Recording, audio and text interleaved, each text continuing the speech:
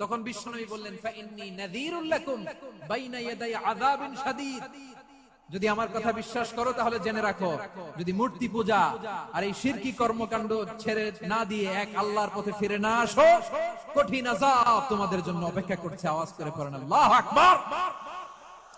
ফাইন্নী নাযীরুল লাকুম বাইনা ইয়াদাই আযাবিন শাদীদ, ভয়ঙ্কর তোমার শাস্তি তোমাদের জন্য অপেক্ষা করেছে, আমি সেই শাস্তির সতর্কতা দিতে এসেছি। তাহলে বিশ্বনবীর আরেকটা বৈশিষ্ট্য, তিনি সতর্কতাকারী। সুবহানাল্লাহ, তিনি সতর্ককারী। উম্মাহকে রিমাইন্ডার দিতে এসেছেন, ওয়ার্নিং দিতে এসেছেন। আবার জাহান্নামীরা যখন জাহান্নামে যাবে, ফেরেশতারা ডেকে বলবে, ও কপাল পোড়া জাহান্নামীরা, জাহান্নামে কেন ঢুকলা? দুনিয়ার বুকে কি তোমাদেরকে সতর্ক করার জন্য কেউ আসে নাই? কুল্লামা উলকিয়া ফিহা ফাওজুন সাআলাহুম খাযানাতুহা আলাম ইয়াতিকুম নাযীর। সুবহানাল্লাহ পড়েন, আলাম ইয়াতিকুম নাযীর, কোন সতর্ককারী